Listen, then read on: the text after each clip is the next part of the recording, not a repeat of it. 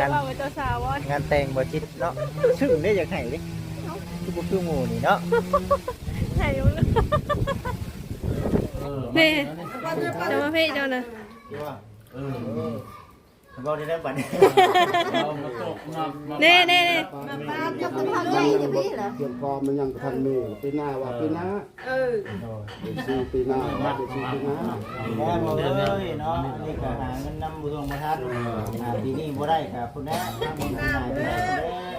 ได้พุ่นแน่น้องเอ้ยแล้วก็เพลงเนี่ย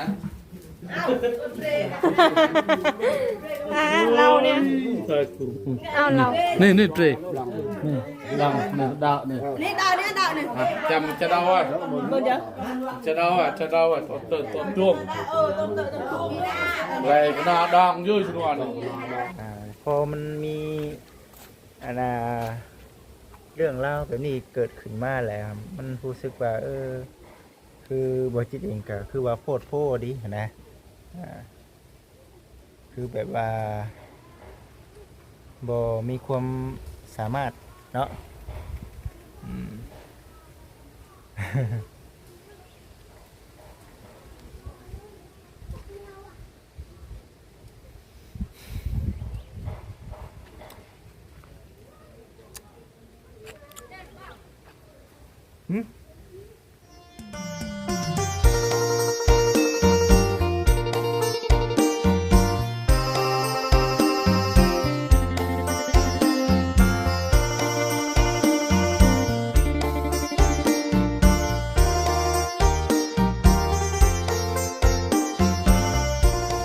ทางไปเนาะ ทาง สร้างเป็นแน่ เข้าบ้านผู้สาวพี่น้องเอ้ยแต่เข้าเป็นผู้สาวคือบ่ได้ยากนะสมีเนาะ ทางยากก็เป็นง่ายดิ บัดนี้ สร้างเป็นแท้พี่น้องเล คื ย อจุกกระจิกแท้บัดนี้ ยากบ่วะดิ ยากแล้วบัดนี้ โอ้ย เอ้ย เนาะ เนาะ น้อยพี่น้อยกับสบายดีและสวัสดีเด้อพ่อแม่พี่น้องหมดสุขุสุคนเนาะฝั่งไทยฝั่งลาวต่างประเทศเด้อพี่น้องเอ้ยตอนนี้ก็กำลังพากันไปใช้ สบายดีพี่น้องเลยไปหา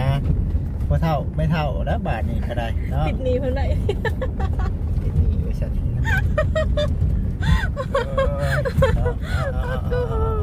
โอ้ยหยอกกันเลยนะพี่น้อง เอา เนาะ พี่น้องเลยจังได๋ก็ทักทายสบายดี FC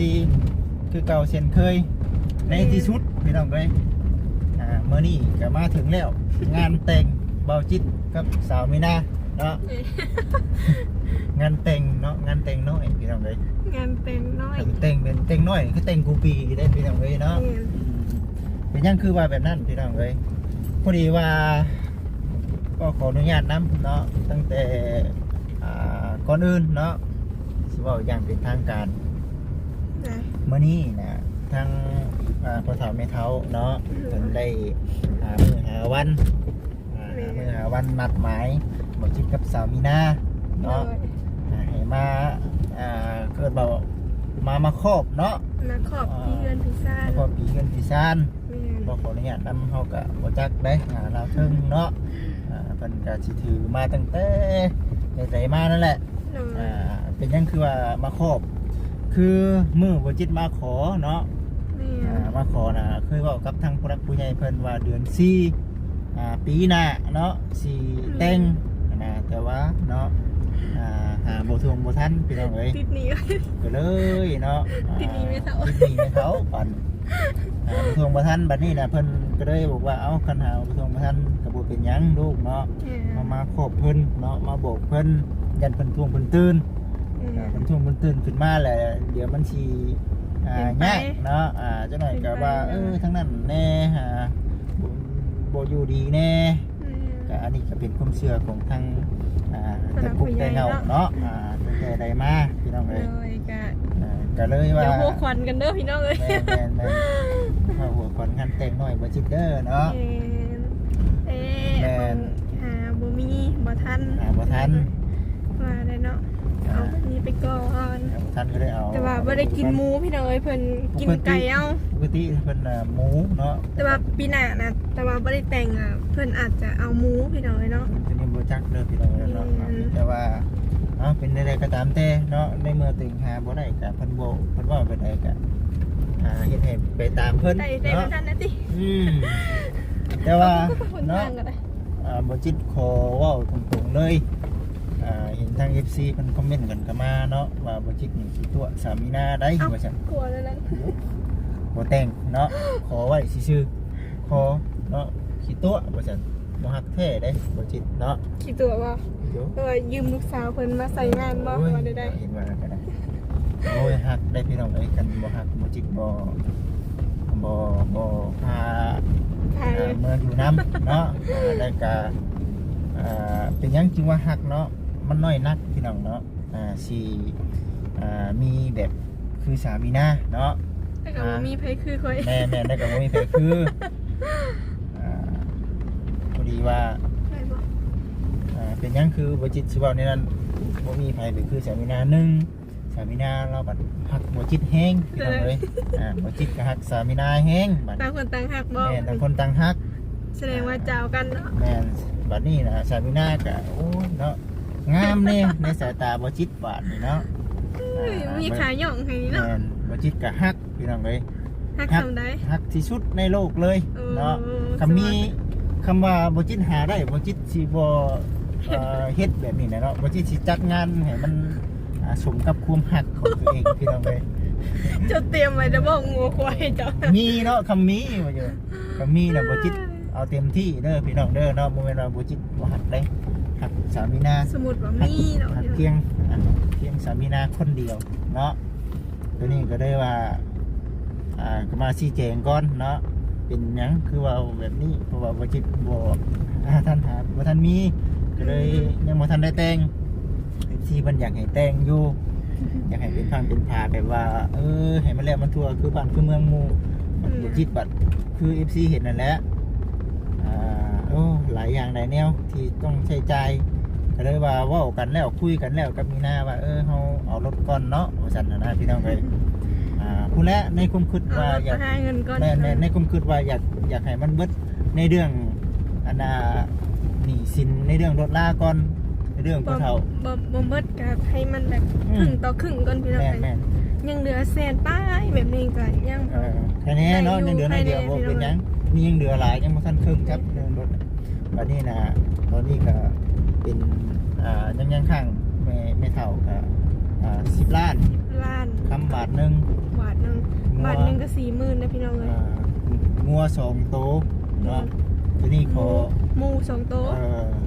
ขอข้างไว้ก่อนนะพี่น้องเอ้ยแต่ว่าอยากมาชี้แจงว่าบ่จิตนี่ครับสามีนาแห้งเนาะหักที่สุดในโลกเลยพี่น้องเอ้ยบ่มีไผที่เป็น FC สิยิ้มไปแล้วนี่เนาะยิ้มแล้วนี่ บ่ เนาะ มีไผที่เป็นตะเพ่งซ้ำสามีนาแล้วสำหรับบ่จิตนั่นได้ บ่ ไปใส่ก็ไปคิดเวียกงานไกลก็คิดหน้าเห็นหน้าต้อนอยู่เนาะ ในเพิ่นเอาพื้นงามๆพี่น้องเอ้ย ผืองามบ่ นี่โอ้ยสวยอยู่ เอานี่คือจริงจังเนาะเว้าแบบว่าให้หัวน้ำแน่ก็มีแต่ว่าออกมาจากใจพี่น้องเอ้ยตัวนี้นะมีแต่ว่าเอาให้กับ FC ได้เบิ่งก่อนว่าเคยเห็นบ่พี่น้องเนาะแบบนี้เนาะบ่คือหมู่เลยบ่จินนะหมู่ผู้เพิ่นว่าเอาเดี๋ยวแต่งเลยเนาะผู้เพิ่นมีเงินมีคำผู้เพิ่นหาเงินหาคำทันเนาะ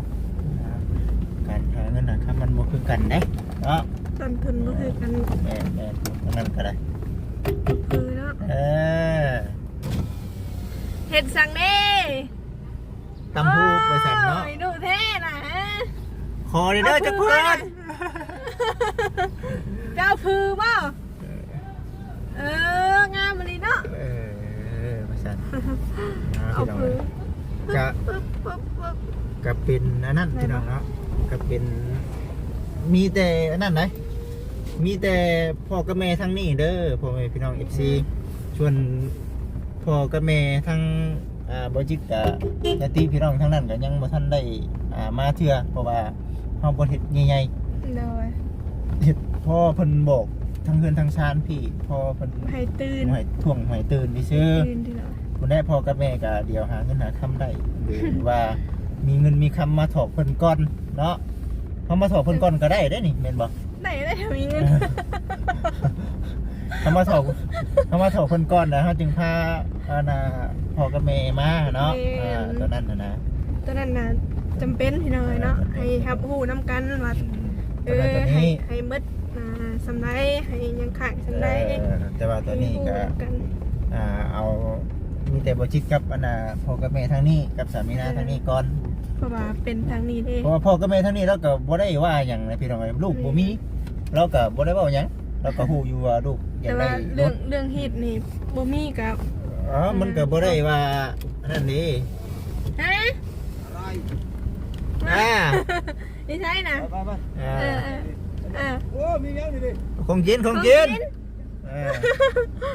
ปเพราะว่าคืออันนี้ก็บ่ได้ว่าเป็นงานใหญ่งานเตแล้วก็บ่ได้ว่าลงทุนหลายเนาะมีแต่เล็กน้อยเฮาเองนะพี่น้องเอ้ยบ่ได้ใหญ่เนาะมันเป็นงานบ่ได้ใหญ่ งานน้อยๆพี่น้องเอ้ยแล้วน้อยพอดีว่าคู่กันในครอบในครัวเฮาเนาะพ่อกับแม่แล้วก็ แม่เพื่อนเพิ่นน่ะ โอ้เฮือน สิแล้ว ยังนั่นพี่น้องเลยยังเรื่องบันไดแน่ของทั้งเฉพาะนี่ พันใดก็เจ้ายังได้อันนั้นเพิ่นยังได้ 3,000 2,000เฮ็ดขายเฮ็ดกันได้ แม่นบ่ แม่น ทางผู้เฒ่าผู้แก่เพิ่นถามได้นี่เนาะ แล้วเอาเจ้า เร็วก่อนก็ได้เนาะแล้วจังว่ากันเชื่อได้ FC เด้อผลเนาะเด้อพี่น้องเอ้ยงานแต่งเรามื้อนี้เราเฮ็ดแต่งตัวงามเด้มื้อนี้ได้ ชุดสีแดงอ่ะ หมุนดูสิเนาะเอาเนาะงามแล้ว เอาลงนี่ เบิ่งพี่น้องเอ้ยมื้อนี้ก็คือว่าเตรียมของมากคือกันมื้อนี้ก็ได้เนาะ พอยังน่ะ ผมกินแน่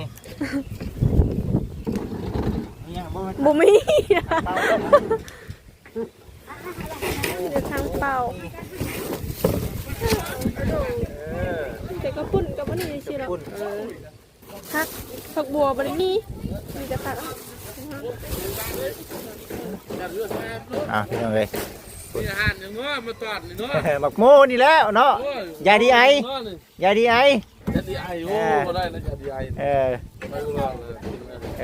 ไปกินมาเลยกันเดี๋ยวคอยย่อเองให้เจ๊คอยย่อเอง ลงมาเลย เอาเยอะเตี้ยไว้หน่อย เอาไว้ให้เราเลยนี่เนาะ แม่น เราบ่มีตู้เย็นเลยเอา เรามีตัวเย็นน่ะเอากูเป็นนั่นน่ะเอา ตีดาเองเนาะ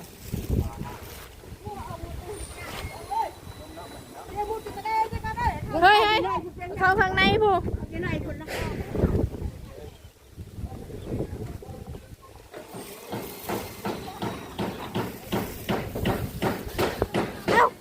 หล่นเลย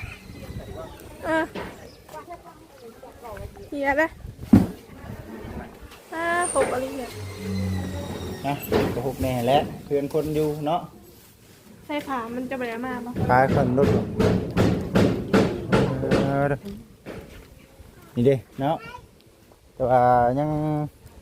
บ่ทันพอพี่น้องเอ้ยในเรื่องบันไดเนาะในเรื่องบันได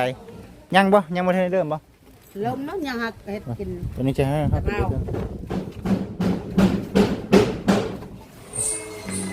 นี่พี่น้องเอ้ยเป็นบันไดเนาะของทางพ่อกับแม่เนาะขึ้นมาเทิงพี่ว่าซั่นคุณเจาะบันไดนั่นแหละไม่เฮ็ดบันไดเฮาบ่มีเนาะ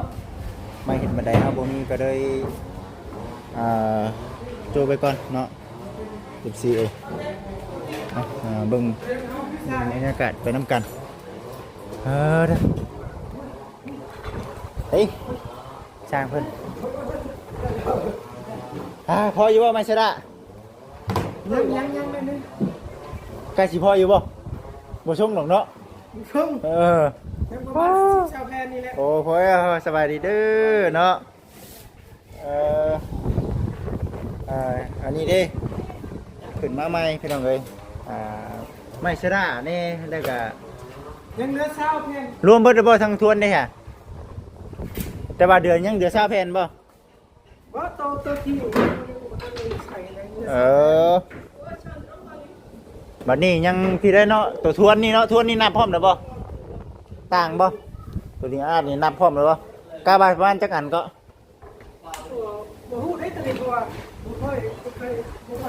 เออเดี๋ยวนะเอา FC คือกันเดี๋ยวสิลงไปทางตารางก่อน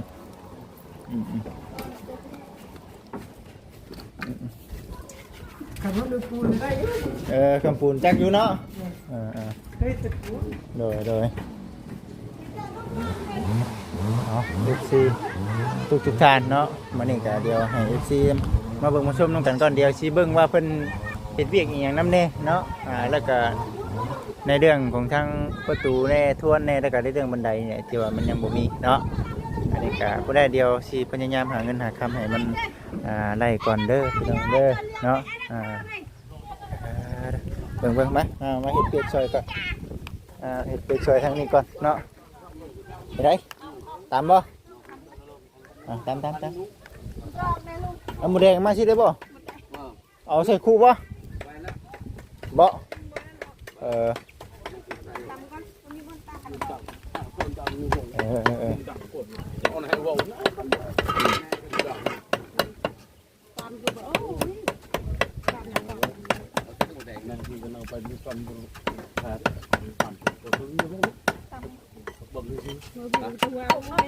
ทุกน้อยให้ไปตามบ่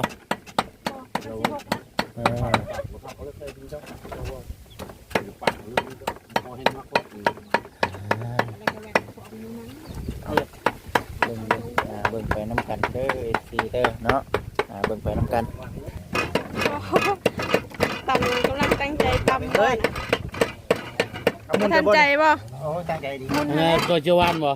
พอแล้วชม พอแล้วเนาะโอ้ยเอาอีกมันมุนนี่หน่อยนึงมันสิทางคอ ได้นี่ได้โอ้ชำนั้นได้แล้วจะบ่ก้อยมุนนั่นเอาทางพวงพระเฒ่าคนนี้นี่ขับไปช้านี่นะไก่บ่เป็ดไก่โอ้ไก่ปลาบ่นี่แซ่บแล้วไก่ปลาแล้วปกติเธอเนื้อได้กินไก่ปลาบ่บ้านเฮาได้กินคือกันยังไม่ได้กินข้าวนี่มากินซีมื้อพระเฒ่าไม่เฒ่านี่เห็นแล้วแต่เนาะแซ่บแล้วโอ้ยเนื้อก็มากินลาบอันนั้นได้มุนเด้เอาไปมุนหมดแล้วมุนดูดิมุนเนาะติลาบเหนียวเด้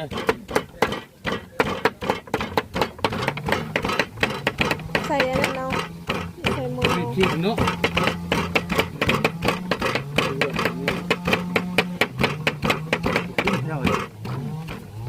เฮียต้องกระปิดกระปิดตัวไก่บอกว่ามีขิงเอามาใส่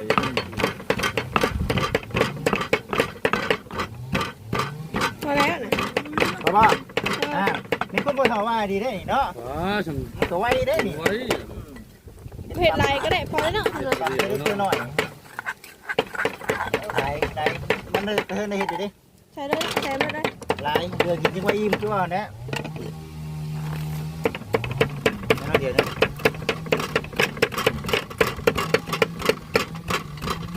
ผมก็จะได้ชิ้นน้ำกับปุ่นบนโม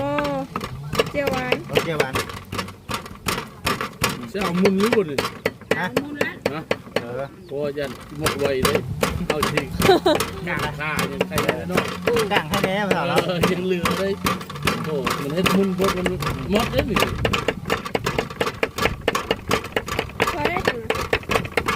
โอ้มีอีกว่ากำลังคิดตามกำลังม้วนดิ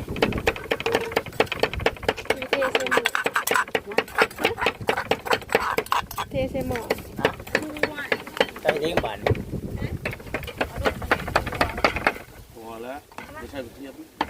ยังนี่ก่อนใส่หม้อได้เนาะอันนี้แล้วต้มน้ำบ่ไอ้เฉยเบิ่งบรรยากาศไปทำกันเนาะ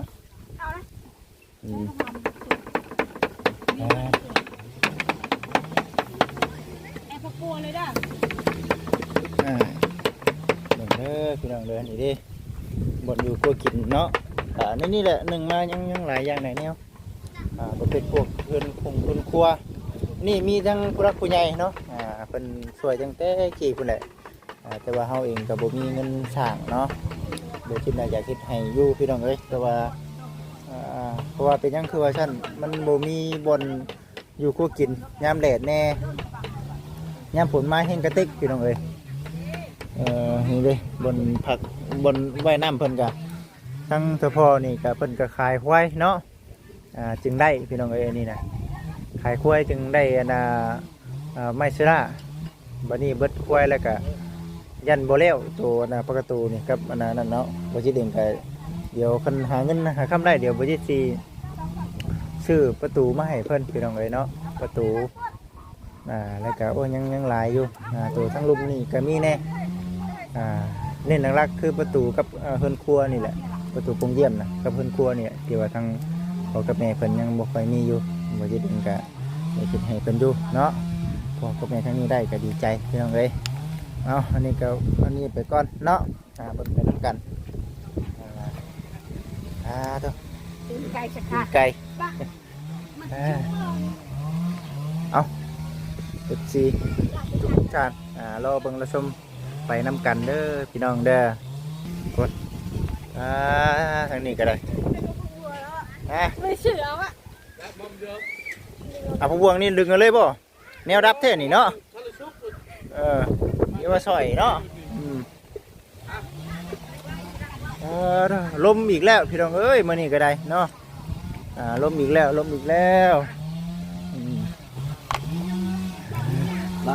น่าดูเนาะ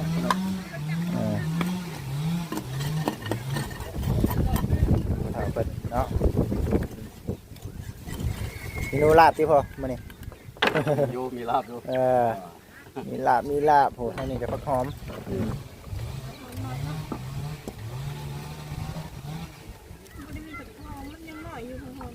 ผักหอมน้อยเนาะหอมน้อยแล้วแซ่บก็มีผู้เฒ่าผู้แก่เพิ่นเนาะอยู่เทิงเนาะมาผู้เฒ่าผู้แก่เพิ่นอยู่เทิงพี่น้องอยู่เทิงแล้วเพิ่นเป็นไปนั่งเทิงแล้วก็ยังอยู่เนาะข้างนั้นยังบ่ทันแล้วพี่น้องเอ้ยไม่ใช่ละบ่พอได้สามีนะบ่พอไม่ใช่ละ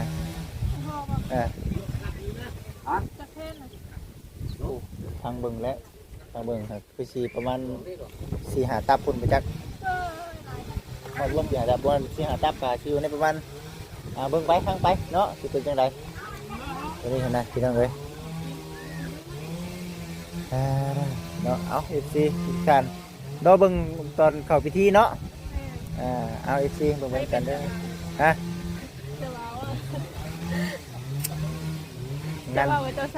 งานแต่งบ่จิตเนาะซึ่งได้อยากให้ดิคือหมู่นี่เนาะให้อยู่เลย ห้องไก่ป่าเห็นบ่ห้องไก่ป่ากินโอ้ย่างเลยบัดนี้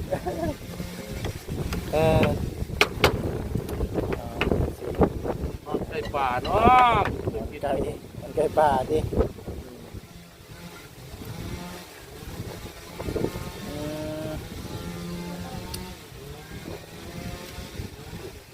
เป็นบรรยากาศไปน้ำกัน FC ทุกท่านเนาะแซ่บหลายมันกินบ่ถูกแล้วกินตุ๊กโอ้จะมองเป็นตาแซ่บเนาะผักดูเนาะกินเลยยามคนนี้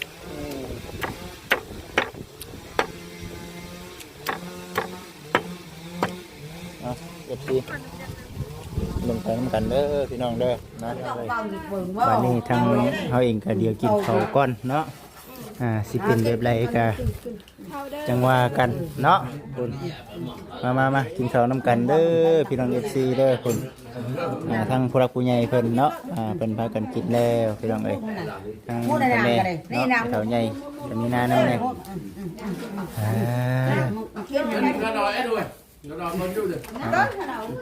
พูดทางนี้กันเนาะทางพ่อกับแม่ทางนี้เพิ่นจัดการให้พี่น้องเอ้ยนี่คือพ่อกับแม่เพิ่นเฮ็ดให้เนาะเบิ่งกันนำกันโดยพี่น้องเอ้ยพี่น้องเอ้ยเนาะโอเค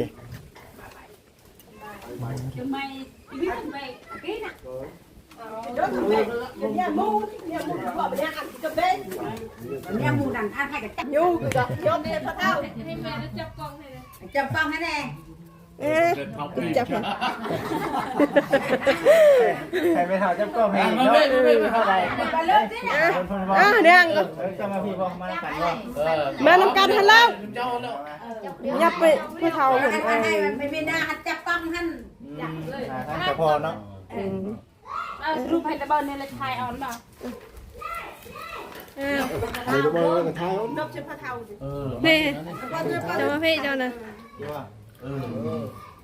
ก็ได้บัตร นี่ เกี่ยวคอมันยังกระทันมีปีหน้าว่าปีหน้าเป็นชื่อปีหน้าเป็นชื่อปีหน้า แม่บอกเลยเนาะนี่ก็หาเงินนำบุญมาทัดปีนี้บ่ได้กับคุณแม่ทำงานได้น้อง ได้แล้วสำเร็จเดือนยังเดือน4ปีหน้าเนาะปีหน้าได้แต่งเนาะไปเดือน4ปีหน้าเด้อเด้อเขามาปานเด้อปาน4ปีนี้ก็มันบ่ได้บ่ได้ยันว่าเนาะ ท่านปีหน้าบุญแล้ว บ่ได้ อ๋อไม่ได้กันเป็นว่าไอ้ท็อปไม่ได้กันให้ท็อปอย่าปล่อยให้อยู่แล้วก่อน ใช้น้ำ ตาเพื่อก่อนใหม่เรื่องของก่อนเลย ฮะไม่จบเขาจำดาวไม่ลอยเรือแล้วดาวngoài ตักรถน้ำมาทางนั้น โอ้ยเขาจับ ตักรถนะ ลอยเรือแล้วก็เปลี่ยนเนี่ย เราเนี่ย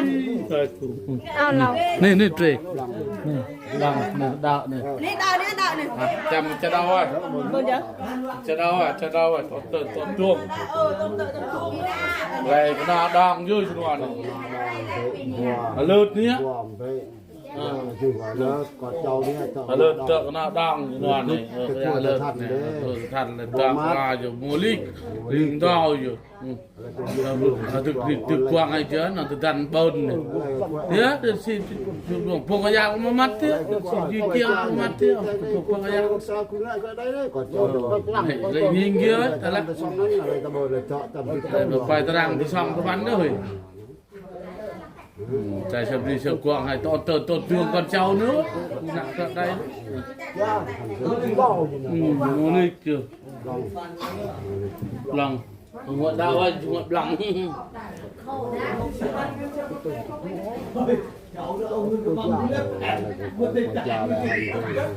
พอจัดตีแต่เลยอ่ะสบายอ่ะ dạ chứ còn chào thì ơi cuộc còn có mặt thì lại tao ก็อยากมามัดยา còn chào ตามนั้นนะคำก่อนนั่นแหละก่อนเจ้านะตัวเขาเคยนะตัวนะตัวเคยใครไปแต่นะตัวเขาเคยเขาก็ยังบ่ทันใดนั่นเขาบอกเลยหมู่ตัวนึงท่านงามนะนั่นออกมาโอเคผมเป็นพี่น้อง FC เนาะตอนนี้บริจิตเองก็ถือว่าได้ย่อขันเนาะขอเข้ามานำทางพระเฒ่าเป็นที่เข้มห้อยได้ละพี่น้องเลยปีนี้บ่ได้เนาะก็เลยว่าพัดไปปีหน้าเนาะก็จะชีวาจังใดพี่น้องเลยตัวนี้ก็บริจิตเองก็อยากให้มันแล้วอยู่เนาะให้มันแล้วอยู่ในเรื่องแบบนี้เนาะFC เนาะทางบริษัทเองก็เบิ่งล้มแท้นี่พี่น้องไอ้ล้มเนาะ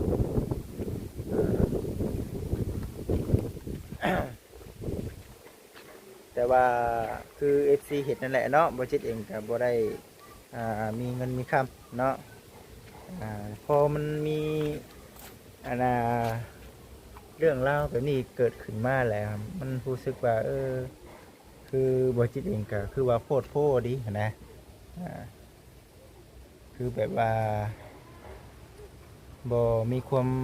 สามารถเนาะ เ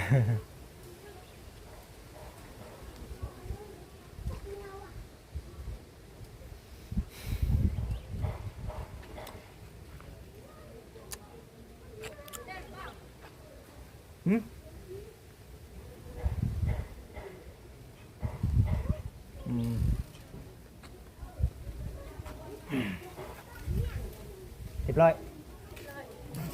เพิ่น